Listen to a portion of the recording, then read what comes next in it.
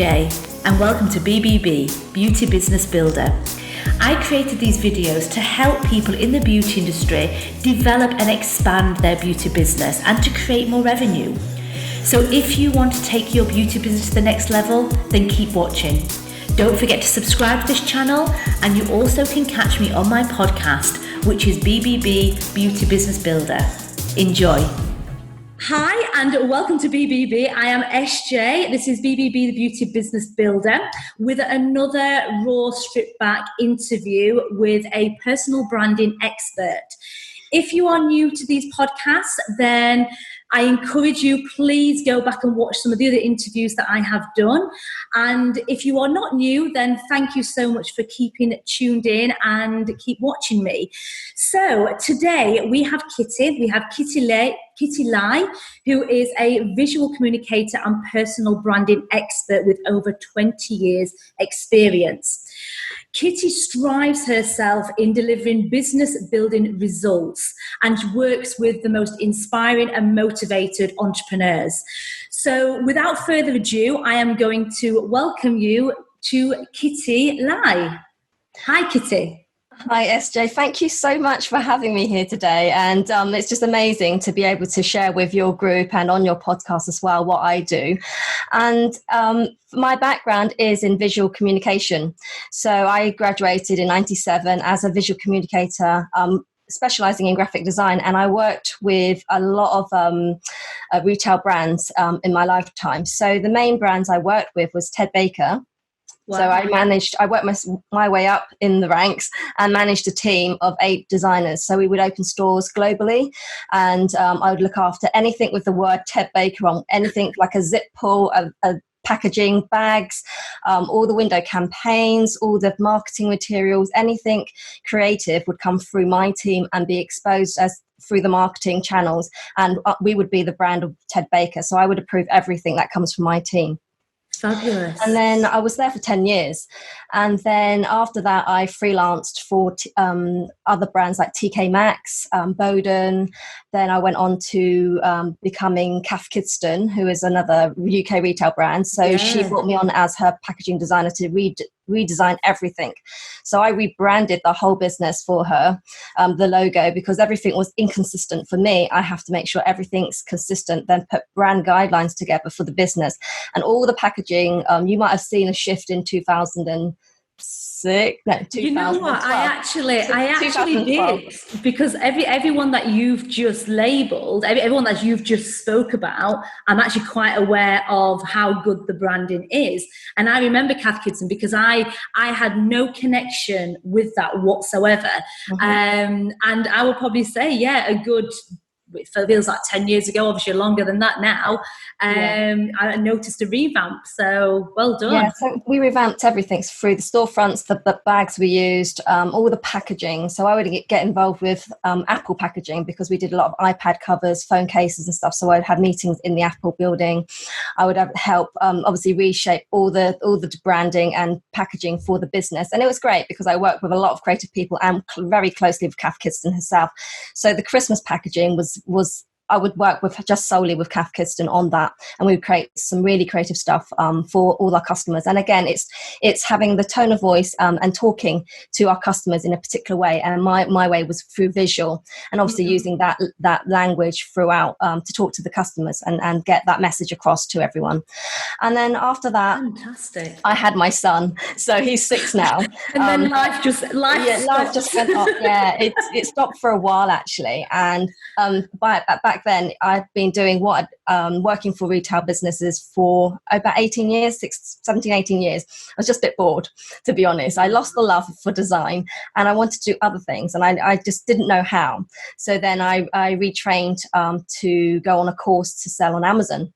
Okay. And I created an organic baby business, actually. I created my own brand from that. Wow. And I mentor people to actually create online businesses for Amazon, to sell on Amazon specifically. Fabulous. So I launched products. I didn't know you did that. I'm going to I have a message later.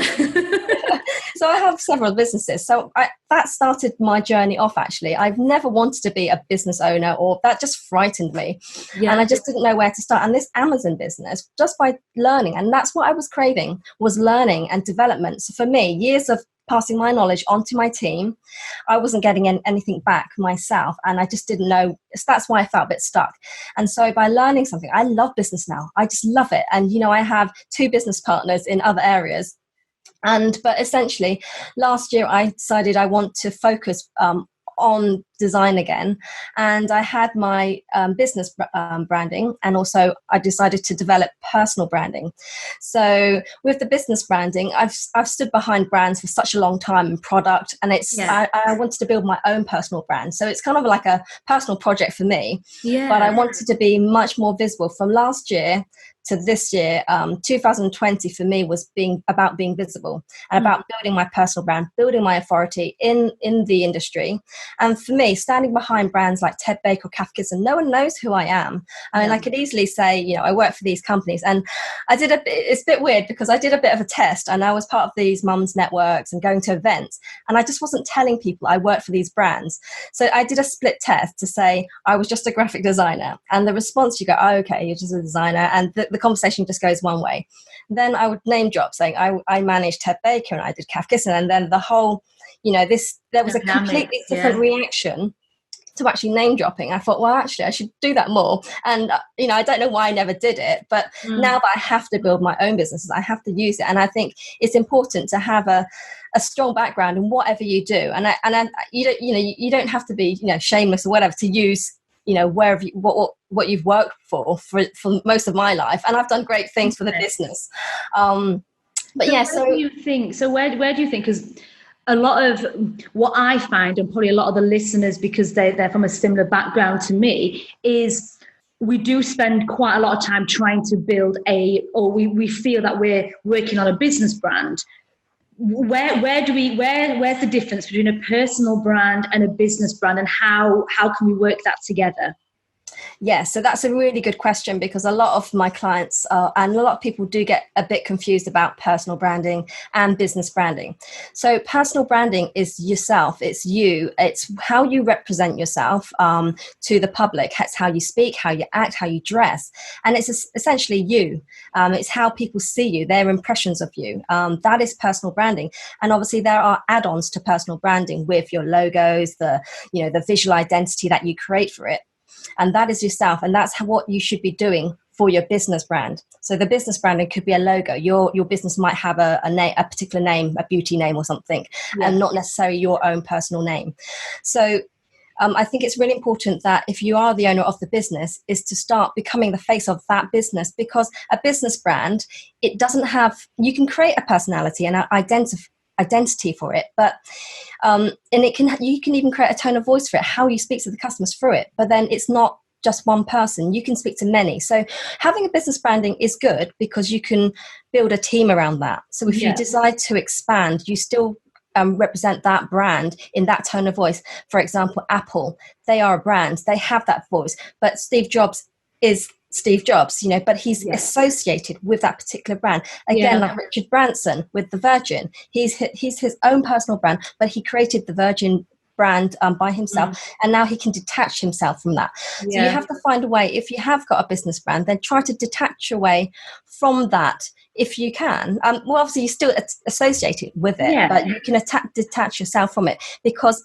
essentially at some point you might want to go into other areas of business, so become an entrepreneur, and you might want to go randomly into property or something. Even though you're in beauty business, you might want to do other things, and so you build yourself as the entrepreneur, as Essjay, the entrepreneur in beauty, in podcasting, in other things.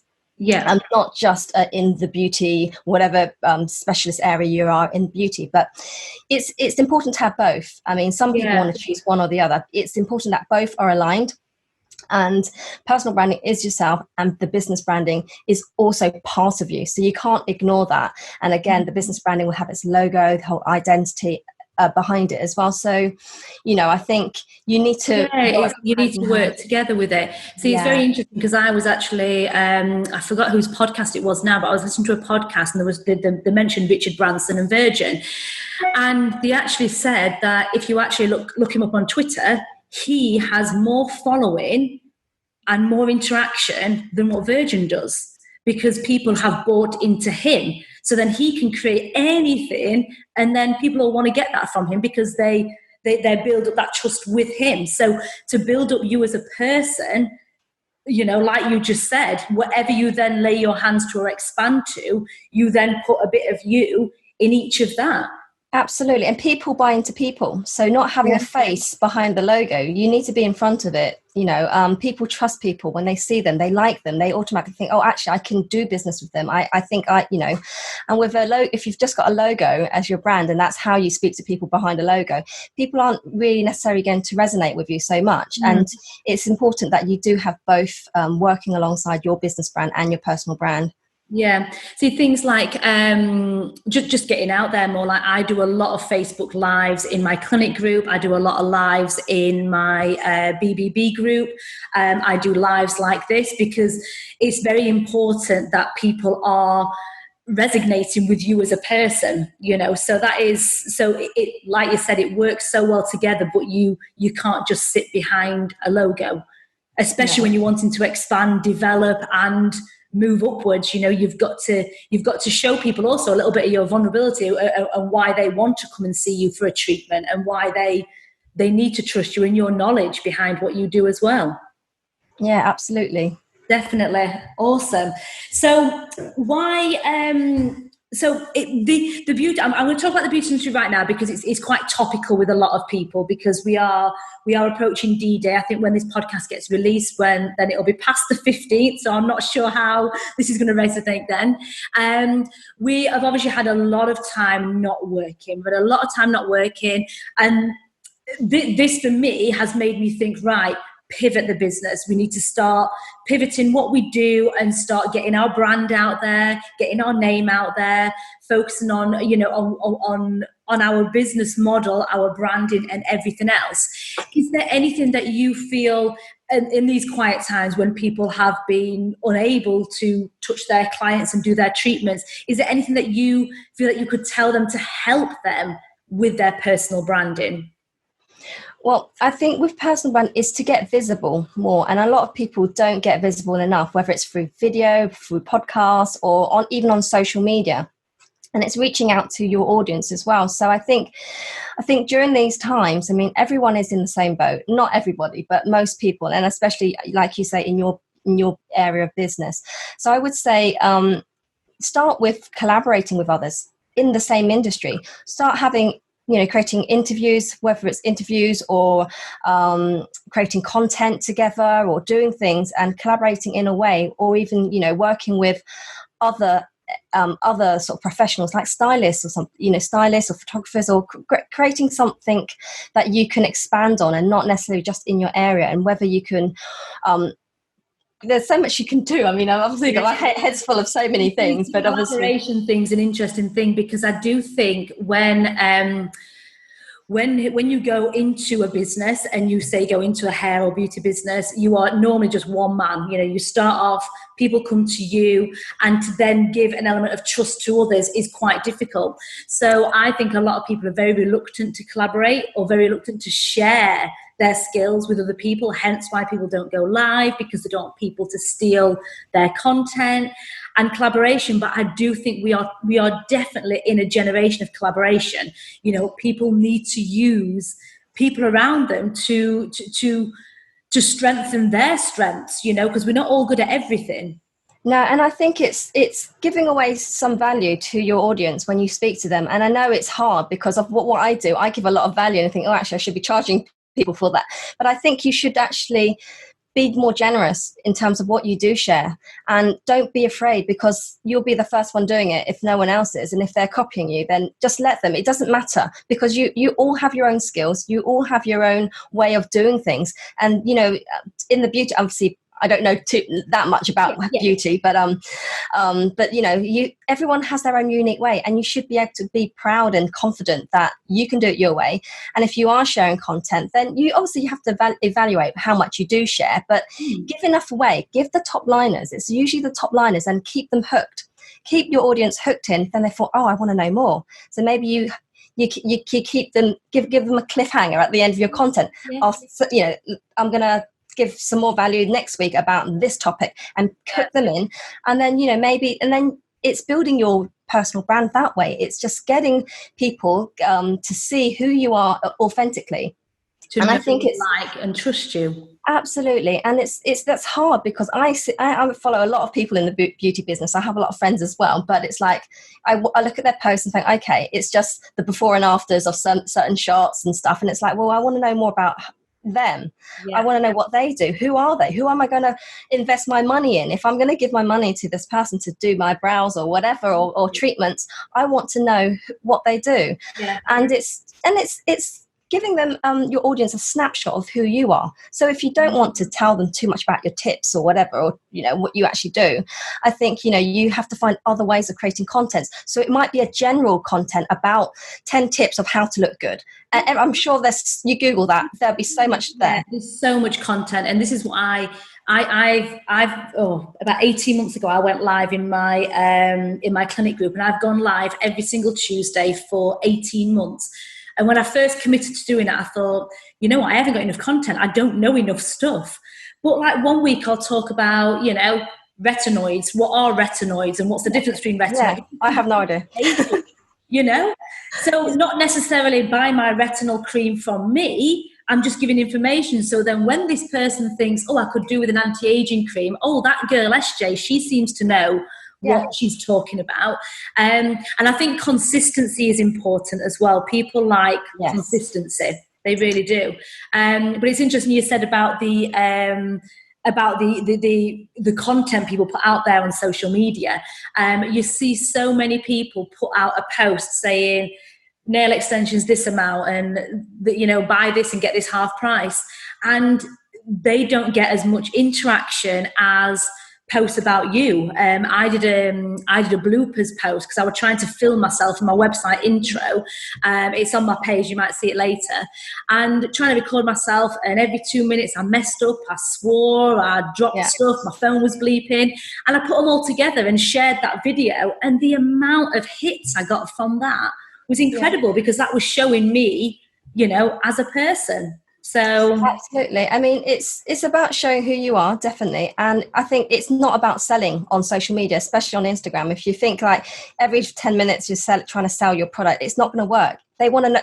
Instagram is set up differently. Yes, you can sell products on there, but every content that and post that you create is not about selling. It's about who you are. It's about giving value. It's about understanding the problems of your audience. So what is it your audience wants? What do they need solving? Help them solve it. Just create that content and say, look, this is what I can do. And it does. You can just repurpose other people's contents, put it in your own words, but a lot of the stuff is all the same. I mean, I see a lot of it's just it's knowing I did a podcast about this last week. It's actually knowing your client, knowing your niche, who are you selling to, who is that person that you want to resonate with, and telling them what you can do for them specifically, rather than being so generic. So if there's anybody right now, I know there will be lots of people right now, but in the beauty industry or the hair industry that are when we get back to normal, pretty much plodding along, just relying on their regular weekly clients coming in that they're just like this, but they want to break free, they want to expand, they want to develop. If they came to you, what would you do with them? What would you advise to do? Where to start? Where to start? I mean, I would say I would look at their personal brand firstly. What they do on social media. Where are they actually hanging out? Are they on Facebook? Are they on Instagram? Are they on LinkedIn even? And I would ask them to build their authority in their field. So the things that we just spoke about, being visible, sharing content, sharing value to your audience, and understanding where your niche is as well. And it's absolutely looking at the whole identity of what they do as well. Maybe their logo's not quite right, just doesn't appeal to their audience. They might be using the wrong colors, the wrong fonts, and that's only a small part of it, but it's important.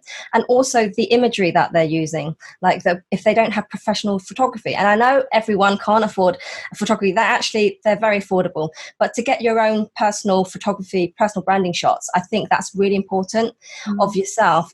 Yes, you can take some good photography with an iPhone 11 Pro or whatever, but I think it's really important to have good photos of yourself when you're posting up as well.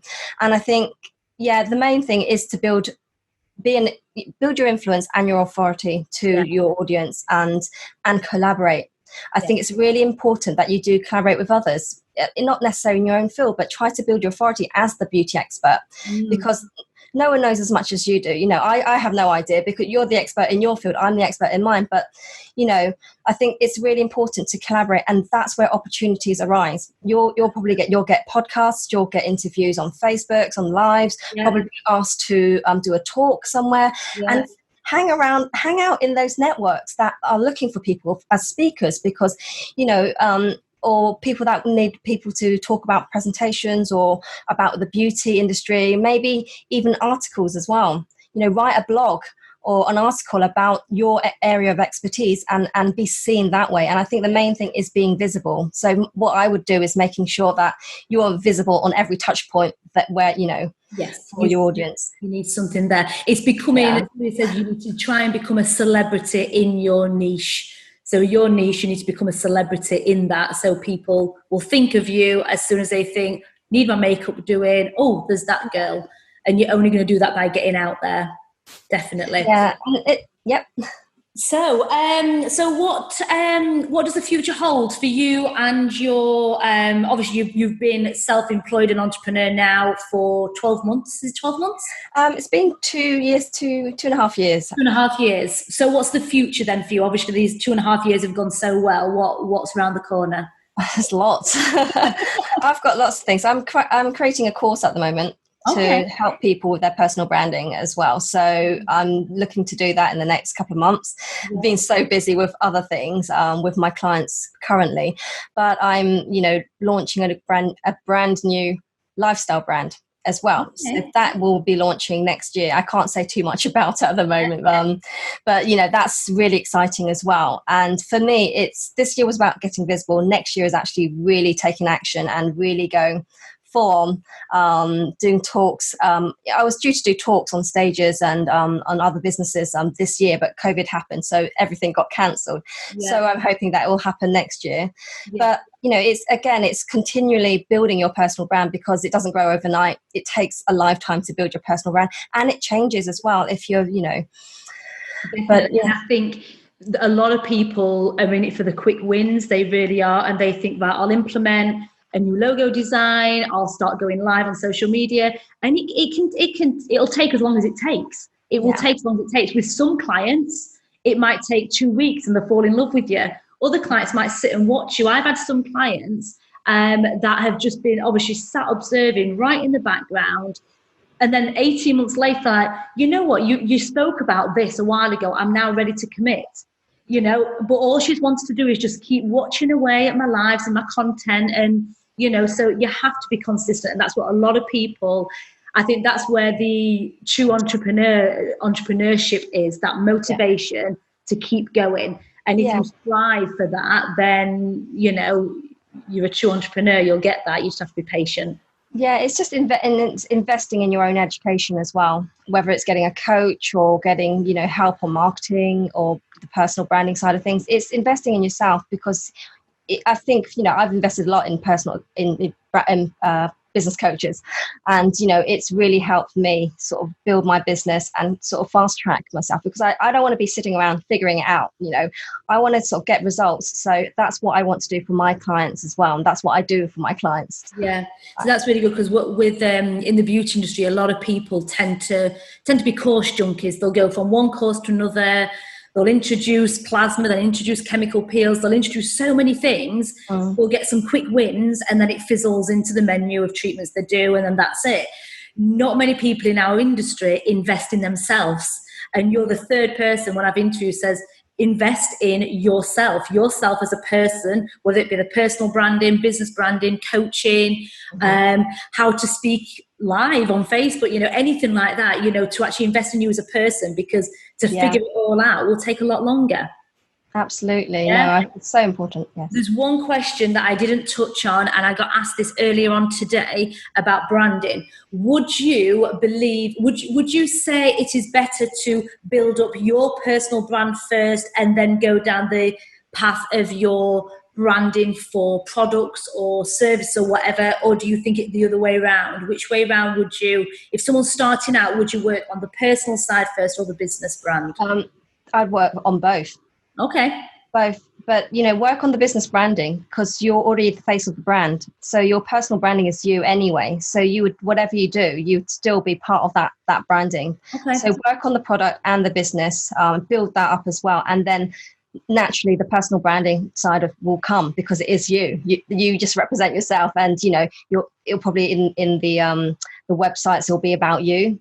So you're already the face of the business. You'll be hopefully on social media as well, like promoting your products and your business as well. So I would say build both, because I think we touched upon this earlier, is have both of them aligned together. Yeah. Awesome. Thank you so much. Thank you very much, Kitty, for joining me today. It's been lovely having you. Thank you so much for having me. I hope I was helpful. You was. No, it was fabulous. Hi guys, thank you so much for watching. If you feel that you have got great benefit from this and you would like to work with me on a one-to-one or join one of my webinars, then please don't hesitate to get in touch. You can connect with me on Facebook and Instagram, and all my links should be below in the description. I look forward to speaking to you soon and taking your business to the next level. Bye for now.